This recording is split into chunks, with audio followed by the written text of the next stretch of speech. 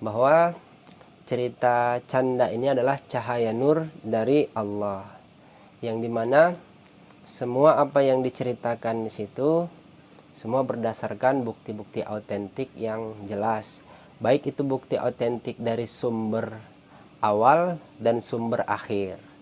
Itu sumber awal dari Al-Quran dan hadis itu, sumber akhir itu saya sendirilah yang lebih mengetahuinya gitu. Artinya kalau mau tahu tentang sumbernya, ya sering aja berkomunikasi, berdialog dengan saya. Nanti lambat lama waktu juga yang menjawabnya gitu. Artinya nanti dia jadi tahu dari mana sumbernya itu gitu. Karena kan pada umumnya seperti Aisyah kan belajarnya secara intelektual.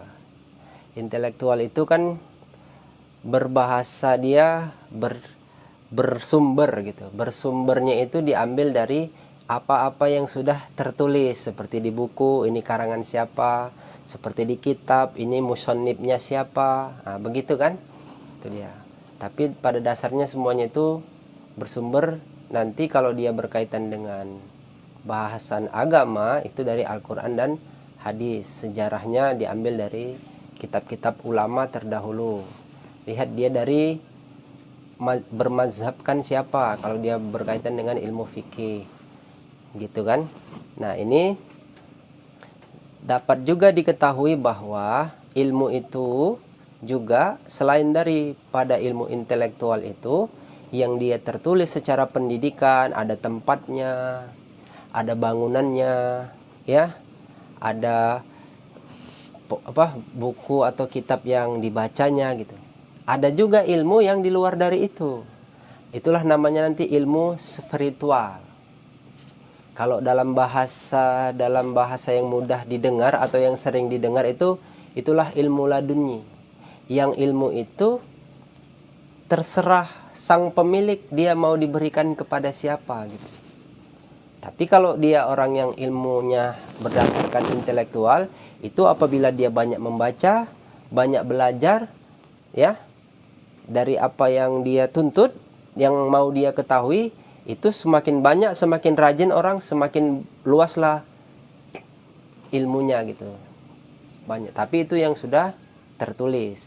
Ada ilmu dia yang belum tertulis di dalam kitab-kitab, tetapi dia sesungguhnya itu makna dari isi Quran dan hadis itu juga. Artinya begini, kalau sekarang ini kan seperti yang masyhur gitu ya, kitab-kitab tafsir seperti Jalalain, Ibnu Katsir, Ibnu Taimiyah, itu ada beberapa tafsir yang sering orang gunakan tentang tafsiran Al-Quran, itu sudah benar menurut di kurun masanya. Tapi harus diingat, orang yang berpahamkan berintelektual biasanya dia membenarkan sesuatu itu dengan apa yang dibaca dan ditulisnya gitu, yang dibaca dari apa yang dilihatnya gitu. Jadi itulah sebetulnya itu sudah pas secara bukti autentiknya, ada tulisan yang dia baca gitu. Tapi harus diingat, kata benar di situ tidak mutlak kepada apa yang ditafsirkan kepada ulama terdahulu itu juga. Kenapa saya bilang seperti itu? Iya, kalau seandainya mutlak bahasan Quran atau makna Quran dari apa yang ditafsir dari ulama sebelumnya, itu sama halnya dalam secara makna hakikat kita membatasi pengetahuan tafsiran Quran itu hanya sebatas yang ditafsirkan di kitab itu saja. Tidak bisa. Kalau secara hakikatnya, secara makna yang tersirat. Karena apa? Karena ilmu Allah itu sangat luas. Kenapa? Karena juga yang diketahui dari yang tertulis itu kan dia sudah termaktub berdasarkan dari cakap atau sabda Nabi kita Muhammad SAW. Ada yang perlu orang ketahui juga pada saat akhir-akhir zaman sekarang ini, bahwa selain Nabi Muhammad Rasulullah SAW, nanti di akhir juga ada yang namanya Mahdi berkata gitu. Itu harus kita ketahui juga gitu. Jadi dalam bahasa nur yang sangat mulia, yang agung, ilmu pengetahuan yang agung itu bersumber dari ilmu Allah itu. Nah, ilmu Allah itu dia apabila seseorang itu belajar kepada, kita bilang sajalah yang banyak diketahui orang, Sayyidina Khidir alaihissalam, itu ilmu Allah yang dia sampai sekarang ini masih ada gitu. Jadi masih ada orang yang belajar kepada sang Sayyidina Khidir itu tadi. Ya ada gitu. Ada orang-orang yang dia belajar di situ gitu. Yang orang lain tidak tahu, dan dia tidak bertitel, tidak dibilang intelektual. Itulah yang dibilang tadi spiritual. Itu pembuka saya gitu. Jadi supaya kalian mahasiswa berbaik sangka dengan apa yang kalian ketahui dari bukti-bukti yang tertulis gitu. Nah, sekarang silakan Aisyah mau apa yang ditanyakan gitu. Dengan berkaitan dengan seputar ini ya, tidak keluar dari yang apa saya sampaikan ya. Karena saya tidak mau berbicara terlalu luas tentang hal pengetahuan. Yang disampaikan itu aja yang ditanyakan kalau dia tidak jelas gitu. Silakan. Baik Ustadz, terima kasih atas kesempatannya. Jadi terkait video yang telah saya lihat sebelumnya, saya ingin bertanya Ustadz, kenapa zikir menyebut nama Allah itu disebut dengan kuat-kuat atau keras-keras itu sering dikatakan orang itu sesat Ustadz? Apakah memang demikian? Oh, jadi kalau berzikir menyebut nama Tuhan Allah, menyebutnya kuat-kuat dikatakan sesat. Banyak orang mengatakan gitu. Ya memang seperti itu gitu. Kalau zikirnya menyebut nama Tuhan Allah itu kuat, ya pasti dia sesat lah dibilang orang. Karena nyebutnya kuat. Jangankan kuat, pelan-pelan pun sesat. Kenapa? Karena dia menyebut nama Tuhan Allah itu kuat atau pelan-pelan. Tapi kalau zikirnya menyebutnya namanya Allah, itu benar. Dari mana sesatnya gitu? Karena apa? Orang biasa menyimpulkan sesuatu hal dengan apa yang dia ketahui.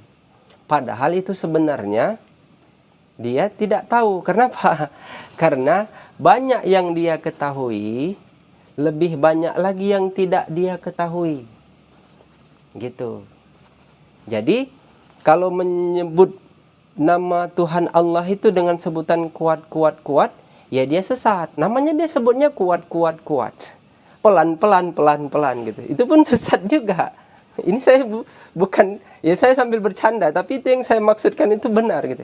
Tapi Aisyah apabila dia menyebutnya itu Allah dengan suara yang nyaring, itu baru benar. Itu memang termaktub dan memang ada perintahnya di dalam Quran.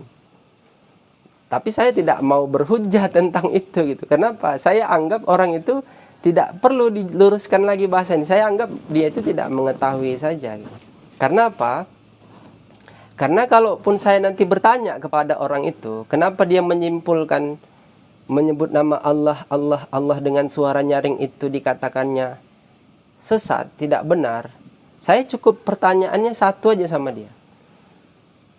Menentukan itu benar atau tidaknya harus menggunakan dalil. Dalilnya pasti Al-Quran dan hadis. Carikan satu dalil di Quran atau satu hadis di dalam sebuah uraian hadis yang mengatakan menyebut nama Allah itu sesat. Kalau ada, datangkan kemari orangnya biar saya bertemu gitu. Mana ayatnya gitu. Tapi kalau dia meminta mana dalilnya menyebut nama Allah itu, kita banyak dalilnya itu di Quran, perintahnya itu perintah Tuhan, perintah Allah. Artinya begini, kita keluar dari bahasan dalil gitu. Ini bahasa sederhana yang mudah dimengerti. Anggap aja kita ini orang awam. Kita mengerti, tidak terlalu memahami yang orang bilang dia ulama lah, ustadz lah. Bahkan kadang yang membilang begitu pangkat atau gelarnya udah ustadz gitu ya. Makanya semua itulah nanti dia mensamarkan, mengkaburkan. Kalau ustadznya atau ulamanya sudah mengatakan gitu, orang yang mendengarkannya ya ikut-ikutan dia jadinya. Kalau saya bertanya sederhana aja. Saya tanya tuh sama orang itu. Kalau contoh saya tanya sama Aisyah ya. Ini Aisyah berada di depan saya. Aisyah, kalau menyebut nama Allah, Allah, Allah dibilang sesat, bagaimana orang yang nggak menyebutnya? Kan berarti dia lebih sesat lagi gitu. Itu bahasa yang mudah dimengerti. Yang logika pikir kita itu sangat relevan gitu. Kalau orang yang menyebut nama Allah, Allah sesat, ya nggak menyebut gimana lagi gitu. Nah, baru kita simpulkan secara hakikatnya, secara makna itu tadi. Kalau saya dikatakan, menurut sudut pandang saya, orang yang tidak mau berzikir menyebut nama Allah, Allah, atau dia tidak berzikir menyebut nama Allah, Allah, lalu dia menyimpulkan orang yang berzikir menyebut nama Allah, Allah itu sesat, itu jelas dia tertipu dengan pikiran dan kesimpulannya. Kenapa? Nama Allah itu nama yang sangat mulia. Itu Ismul A'zam, nama yang sangat agung. Jadi, kalau nama yang agung itu berada di lisan orang, berarti secara makna, secara hakikatnya, Allah mengizinkan nama yang agung itu disebut di lisan dia. Kalau dibalikkan lagi kata-kata itu tadi, kalau orang yang tidak mau berzikir menyebut nama Allah, Allah di lisannya, itu sama halnya Allah tak sudi namanya yang agung itu. Allah tak berkenan. Allah tak mau namanya yang agung itu disebut di lisan orang itu. Jadi gimana itu? Jadi berkecil hati dia nanti jadinya. Karena apa? Karena nama Allah itu nama yang agung. Yang dia itulah kesempurnaan nama. Apabila disebut nama Allah, Allah, Allah itu, itulah razanya zikir. Sultanu zikir. Dialah keseluruhan dari seluruh makna. Makna apa? Makna dari apa yang dizikirkan orang-orang selama ini. Contohnya, Akbar. Allahu Akbar. Allah yang maha besar. Ar-Rahman. Allah yang maha penyayang. Ar-Rahim. Allah yang maha pengasih. Allah yang maha penyayang. Allah yang maha pengasih. Jadi, semaknanya kalau disebut nama Allah itu, dari 99 Asmaul Husna yang ada dizikir-zikirkan secara lisan, yang dia dapat didengar, itu sudah mewakilkan keseluruhannya. Disitulah kesempurnaan nama menyebut nama Allah, Allah itu. Jadi harus dimengerti. Gimana menurut Aisyah? Jadi kalau orang yang menyebut nama Allah, Allah, Allah dikatakannya sesat, saya membalikkannya lagi. Kalau yang menyebut sesat, yang nggak menyebut gimana lagi? Artinya begini, secara makna yang menyebut saja, itu secara kesudihan Allah ya, kemauan Allah, kehendak Allah, maunya Allah gitu. Allah mengizinkan seseorang itu namanya disebut di lisan dia, itu suatu rizki yang sangat mulia kalau menurut saya. Baru ada satu lagi, sebetulnya bukan orang itu yang nggak mau menyebut nama Allah sebenarnya. Allah yang tidak mau namanya disebut di lisan dia. Begitu dia Aisyah. Jadi kalau secara zahar, nah kan katanya disebutnya zahar ya, atau disebut dengan suara nyaring. Kalau bahasa tadi Aisyah bilang kuat-kuat gitu. Maksudnya menyebut nama Allahnya dengan suara yang kuat. Iya benar Ustaz. Ya nggak salah lah, udah pas itu. Kenapa? Dia menjadi mutakalim wahda. Artinya apa? Dia menyebut, orang lain mengingat. Kenapa? Karena dia menyebut nama Allah itu dinyaringkannya suaranya. Misalnya saya menyebut sendiri, Allah, Allah, Allah, Allah. Orang yang di sekitar saya secara otomatis dia diingatkan dengan pendengarannya. Nggak mungkin saya menyebut nama Allah dia mendengarkan yang lain. Pastikan Allah juga yang didengarnya. Sehingga dia nanti fazkuruni azkurkum. Diingatnya karena disebut tadi, jadi dia mengingat. Kan kalau mengingat itu dengan kata sebut, dengan kata ingat. Bagaimana dia mau mengingat Allah? kalau dia pun tidak mengenal dan melihatnya, kan begitu kan? Artinya apa? Dengan cara menyebutnya itulah tadilah, dengan banyak dia berzikir menyebut nama Allah, Allah, Allah, berbuah nanti hatinya mengingat akan Allah. Gitu. Kita yang sebut, orang yang ingat, kan bersyukur dia. Daripada dia nanti dengar orang yang berkata-kata kotor, berkata-kata kasar, berkata-kata yang tidak berfaedah didengarnya, kan rugi dia gitu. Artinya rizki kepada dirinya itu mendengarkan yang tidak baik.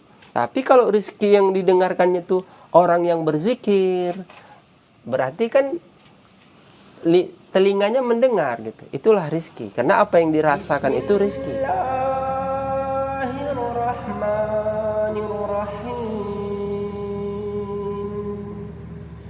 Ar-Rahman